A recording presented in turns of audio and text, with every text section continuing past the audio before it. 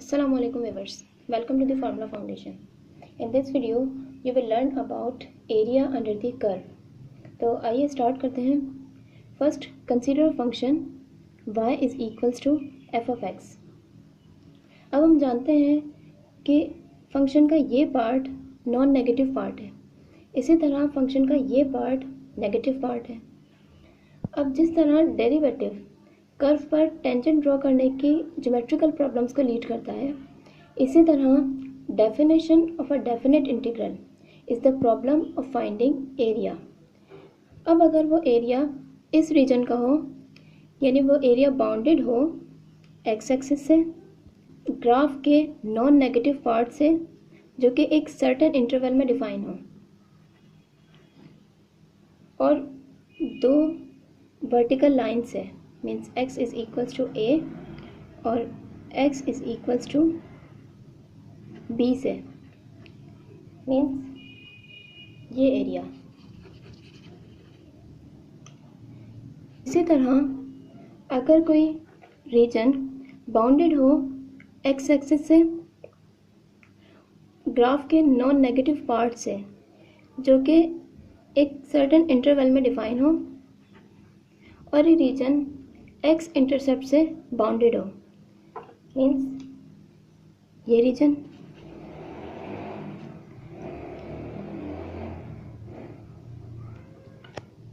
तो ये रीजन या ये रीजन कहलाता है area under the curve. Now consider a right angle triangle जिसकी हाइट है h और इसकी बेस है b. Now for a moment assume करें कि आप ट्राइंगल का एरिया कैलकुलेट करने का फार्मूला नहीं जानते. अब हम इस ट्राइंगल पर एक कोऑर्डिनेट सिस्टम ड्रॉ करते हैं. तो अब इस कोऑर्डिनेट सिस्टम में इस पॉइंट के कोऑर्डिनेट्स होंगे b, h, यानी ओरिजिन से यहाँ तक का डिस्टेंस है b और ये डिस्टेंस है h, और ये एक दूसरा पॉइंट है जो कि ओरिजिन है. तो अब इन दो पॉइंट से हम इस लाइन यानी हाइपोटेन्यूस की इक्वेशन फाइंड कर सकते हैं इस तरह के y is equals to y2 minus y1 upon x2 minus x1 into x and it is a slope. तो अगर हम इसको x1 y1 कहें और इसको x2 y2 कंसिडर करें तो ये होगा y is equals to h upon b into x. तो ये है इक्वेशन इस लाइन की, y is equals to h upon b into x. तो अब अगर गौर करें तो इस ट्राइंगल का एरिया बाउंडेड है x एक्सिस से, ग्राफ के नॉन नेगेटिव पार्ट से जो कि बाउंडेड है एक सर्टेन इंटरवल में, और एक वर्टिकल लाइन से x is equals to b से. तो हम कह सकते हैं in a coordinate system area of the triangle is the area under the curve. अब इस ट्राइंगल पर कुछ रेक्टेंगल्स ड्रॉ करते हैं. अब अगर हम इन रेक्टेंगल्स का एरिया फाइंड करें और इन रेक्टेंगल्स के एरिया का सम करें तो हम इस राइट एंगल ट्राइंगल का एरिया फाइंड कर सकते हैं. तो आइए रेक्टेंगल के एरिया के through area of the triangle find करने के लिए कुछ प्रोसीजर फॉलो करते हैं. फर्स्ट, इस इंटरवल ओ बी को इक्वल लेंथ के n सब इंटरवल्स में डिवाइड करते हैं.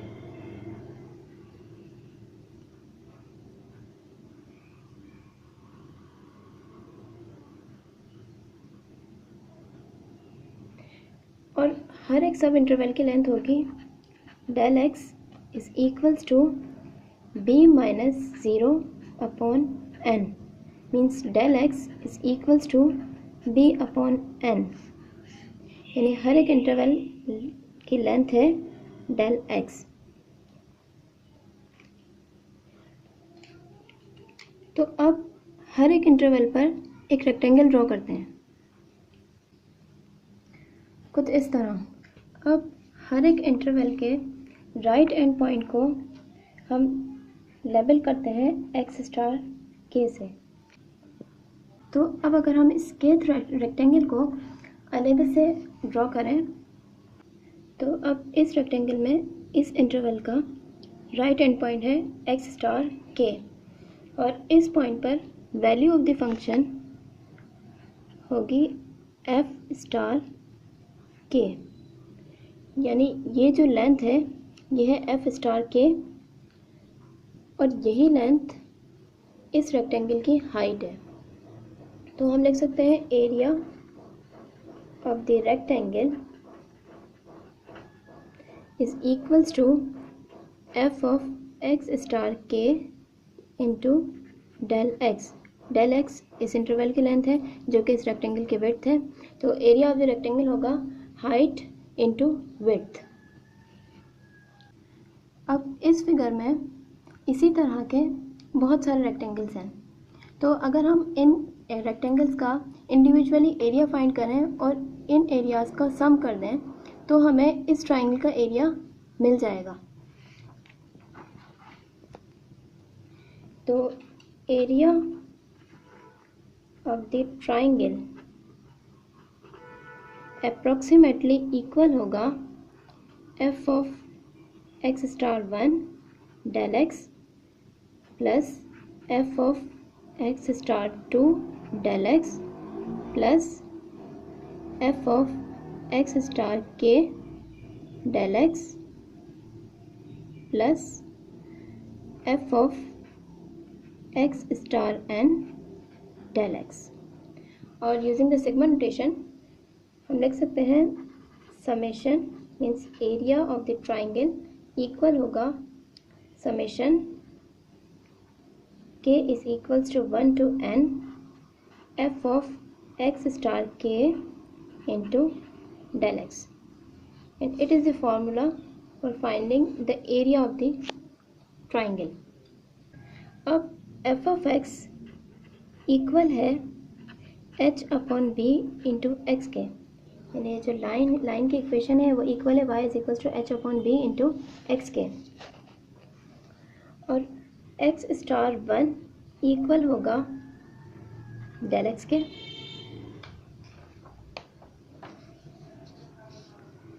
ये लेंथ है डेल एक्स।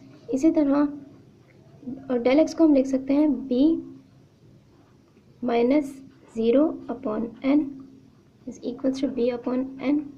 इसी तरह एक्स स्टार 2 इक्वल होगा 2 डेल एक्स के, एक्स स्टार 2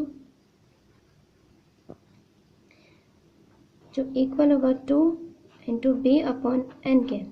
तो इसी तरह एक्स स्टार के इक्वल होगा के इंटू बी अपॉन एन के। अब अगर एक्स स्टार के की वैल्यू को फंक्शन में पुट करें तो ये होगा f of x star k is equals to h upon b into x star k means k into b upon n which is equals to h upon b into k into b upon n, और ये equal होगा के h upon n के। अब अगर F of x star के की value को हम इस इक्वेशन में पुट करें तो ये होगा area is approximately equals to summation k is equals to 1 to n k h upon n, और what is del x? Del x equal है बी अपॉन एन के, तो हम यहाँ डेल एक्स की जगह लिखेंगे बी अपॉन एन। तो area is approximately equals to summation k is equals to 1 to n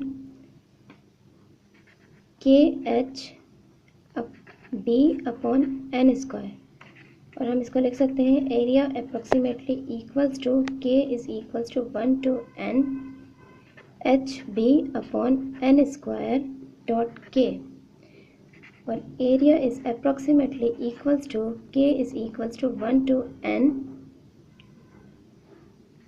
h b upon n square summation k is equals to 1 to n of k.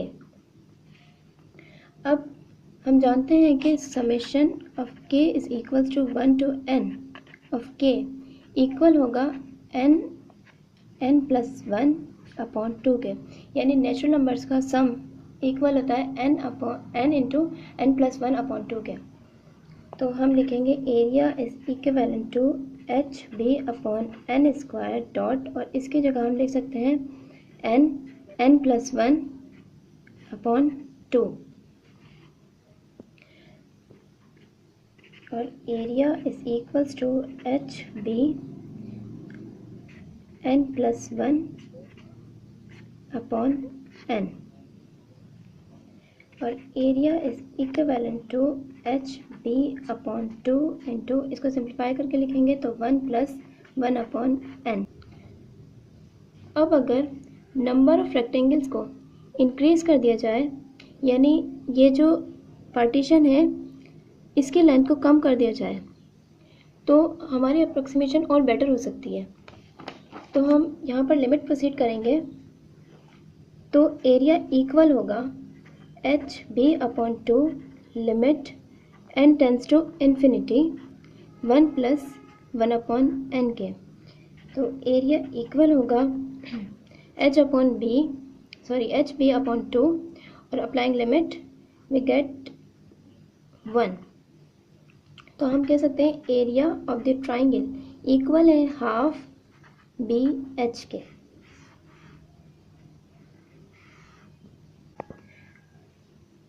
अब इस example से area under the curve को generalise करते हैं।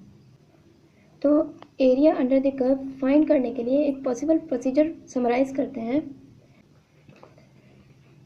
तो first one is partition the closed interval a b into n sub interval, means इस interval को equal length के n इंटरवल्स में डिवाइड करते हैं, और हर एक इंटरवल की लेंथ होगी डेल एक्स, और हर इंटरवल पर एक रेक्टेंगल ड्रॉ करते हैं। Number 2, choose right end point as x star k of each सब interval.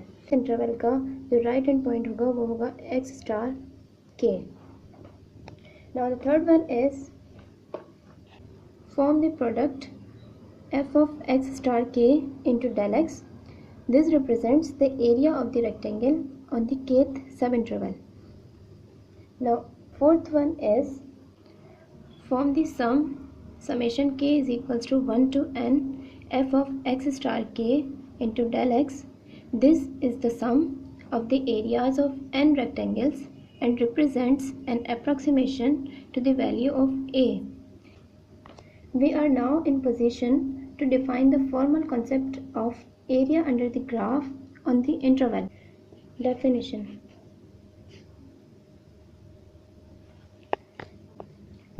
Let f be continuous on a closed interval AB and f of x is greater than 0, means f of x is a non-negative function for all x in the interval.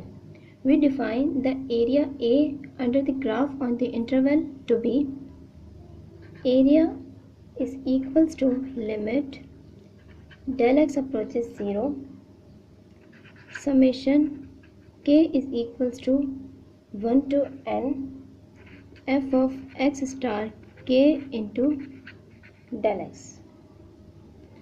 Del x k is the formula of finding area under the curve. अब ये length है a और हर एक सब interval की length है del x, तो हम एक्स स्टार 1 को कह सकते हैं a प्लस डेल एक्स, तो ये इक्वल होगा a प्लस और डेल एक्स इक्वल है b minus a upon n के। इसी तरह एक्स स्टार 2 इक्वल होगा a plus 2 del x, which is equals to a plus 2 of b minus a upon n. इसी तरह x स्टार k इक्वल होगा a plus k del x, which is equals to a plus k times b minus a upon n. और x star n equal होगा a plus n times del x which is equals to a plus n times b minus a upon n and it is equals to b. Now substituting the values in equation b, तो area equal होगा limit n tends to infinity summation k is equals to 1 to n f of और x star k की जगह हम लिख सकते हैं a plus k times b minus a upon n times del x के की जगह हम लिख सकते हैं b minus a upon n and it is the general formula of finding area under the curve. नहीं, नोटिस दैट हमने del x approaches to zero को रिप्लेस किया है n टेंस टू इन्फिनिटी से, क्योंकि ये दोनों इक्वल होंगे. अगर n अप्रोच करेगा इन्फिनिटी को, यानी नंबर ऑफ रेक्टेंगल्स को अगर इंक्रीज किया जाए तो डेल एक्स अप्रोच करेगा ज़ीरो को. तो हम यहाँ पर del x tends to zero की जगह लिख सकते हैं n tends to infinity. That's it. Watch the next video for more examples.